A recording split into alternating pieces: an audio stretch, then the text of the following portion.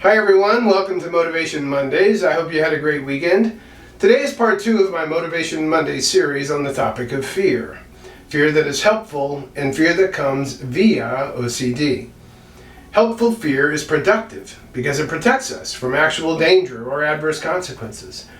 OCD fear is destructive and debilitating because it doesn't protect us at all. It only feeds the monster and keeps us in the hell pit. Again, my goal with this series is to help you differentiate between helpful fear and OCD fear, and to arm you with some tips about how to handle both kinds of fear. You don't have to be paralyzed by either fear. There is something that you can do with fear. What is that? Step into it. Use helpful fear and call OCD's bluff on OCD fear. As a qualifier, remember this is not an academic-based journey through fear.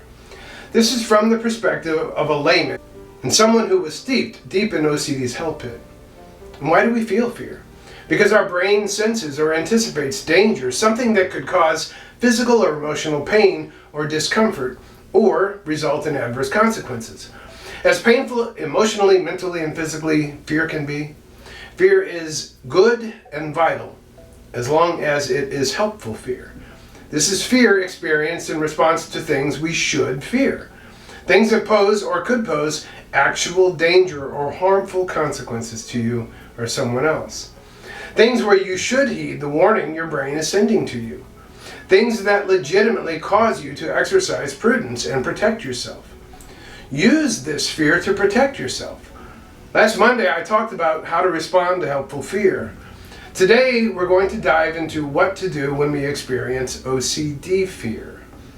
First, how do we tell the difference between helpful fear and OCD fear? Fear is fear, right? Well, when I went through my own recovery, I had to develop some basic rules for myself based on what I had learned about OCD and what I had experienced with OCD. I created rules because it helped me function in a world filled with doubt. My strategy involved 5 ground rules, the last 3 of which applied in the moment when OCD was bearing down on me. The first of these involved identifying and attributing thoughts, images, feelings, and urges that I suspected even slightly might possibly be coming from OCD. Even the slightest quivering of my antennae, metaphorically speaking, was enough. When that familiar tinge of anxiety came to me over some thought, image, urge, or feeling, I paused. I didn't immediately react. I assessed what was going on. In a microsecond, I asked myself whether this might possibly be OCD. Most of the time, I didn't even have to ask. I had enough to treat it as OCD. But how do I know whether it's OCD, you ask? How do I know if I even suspect that it might be? I learned that I didn't need to know. Since OCD would never let me have certainty as to whether a thought, urge, image, feeling was coming from OCD, I couldn't let certainty be the threshold. I had to move forward despite uncertainty. I followed the trail of clues. For example, I have OCD. It feels like OCD. It's acting like OCD. It's intrusive, repetitive, unwanted. It's giving me anxiety. It's leading to a compulsion, mental or physical. It seems irrational.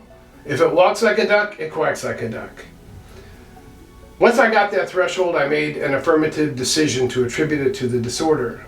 And I learned that the slight quiver of my antennae was more than enough to treat it as OCD. And once I attributed it to OCD, ground rules 4 and 5 were put into action. Allow the thoughts to be there and resist giving in to the compulsion. You say, well, but it seems too risky. What if it's true? What if I'm wrong? When I started getting pretty good at spotting OCD, allowing the thoughts and resisting whatever the compulsions were, in the face of fear, when my anxiety was through the roof and the doubt was intense, I got this thought that maybe I was getting too good. Maybe I would become too numb to everything, including things that I should actually fear. I won't go through the whole dialogue between my doctor and me about this, but in the end, he gave me some advice that really helped me. He said something to the effect of, you have OCD. Your job is to treat thoughts you think might be coming from OCD as OCD thoughts. If you see something that actually requires your attention, You will know it instinctively and act appropriately. I translated what he said into something that I could use. If I was debating even slightly whether something was a problem and required my attention, that meant I did not know it instinctively and therefore would treat it as OCD. Treat it as OCD simply means call OCD's bluff. Once you have framed the thoughts, etc., as OCD, step into the fear and take appropriate action. What is that action? Allow the thoughts, images, feelings, and urges to just be there. Be indifferent. Do not care whether they are there, because you suspect OCD is the source. Resist giving into whatever the compulsion is. OCD cannot follow through. Right? Motivate yourself by reminding yourself of the important reasons you have to recover, and by reminding yourself of the consequence of continuing to give value to OCD thoughts and giving into compulsions. You stay in the hell pit. As Ambrose Redmond said, courage is not the absence of fear. It's a judgment there is something more important than fear. That applies here, right? When you get that initial whoosh of anxiety, that tinge, that thought, image, urge, or feeling, pause, assess, and take action, right? You can do this. You can differentiate between helpful fear and OCD fear. Your priority is recovery. Let your warrior attitude help you behave like it is your priority.